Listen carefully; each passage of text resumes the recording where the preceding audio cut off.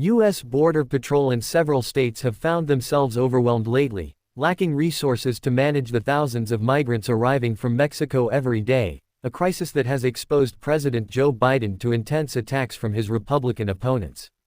Subscribe my channel for more updates. Border officials have in recent weeks counted some 10,000 daily crossings, an uptick from preceding months, which had already seen migrants arrive at an accelerating clip.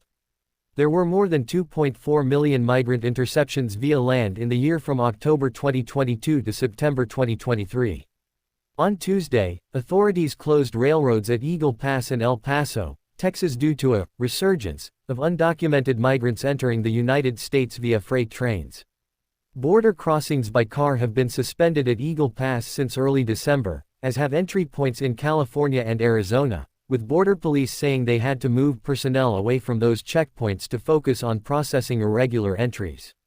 Accusing Biden of deliberate inaction on the border issue, Texas Republican Governor Greg Abbott this week approved a controversial law criminalizing illegal entry into his state.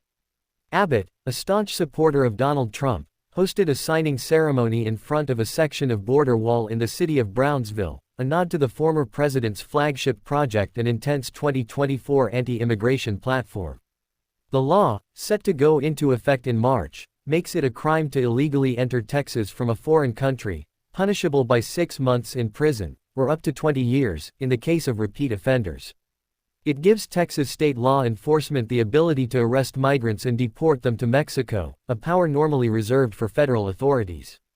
In response, several human rights organizations, including the influential ACLU, immediately filed lawsuits challenging the Texas law's constitutionality. Even political allies in border states have taken Biden to task over migration, with Arizona's Democratic Governor Katie Hobbs saying, "The federal government is refusing to do its job to secure our border and keep our communities safe."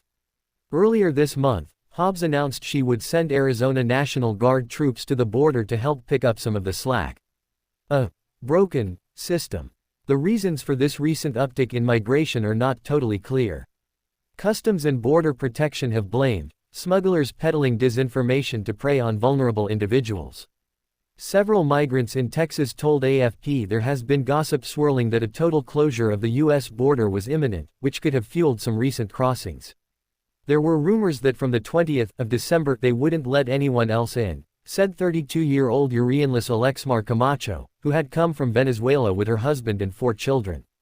Secretary of State Antony Blinken and Homeland Security Secretary Alejandro Mayorkas will travel to Mexico in the coming days to meet with President Andrés Manuel López Obrador in an effort to stem this incessant flow, the White House announced Thursday. The president understands that we have to fix this immigration system. It has been broken for decades now, White House spokeswoman Karine Jean-Pierre said the same day. Biden said earlier this month he was prepared to compromise with congressional Republicans on a border plan. They have demanded a concrete tightening of immigration policy in exchange for agreeing on a new aid package for Ukraine. The situation is fraught for Biden as he begins his 2024 White House re-election campaign in earnest. In addition to criticism from the right, which says he is too soft on immigration, the president's progressive supporters expect him to stay far away from his predecessor's policies on migrants, who are mostly fleeing poverty and violence in Latin America. But he will have to face the issue head-on one way or another, and soon, as there is no sign the steady flow of arrivals will let up. Panama said earlier this month that since the start of 2023, 500,000 people, or double the number from last year, had crossed into its territory through the jungle at the perilous Darien Gap that separates the country from Colombia. The vast majority were headed for the United States.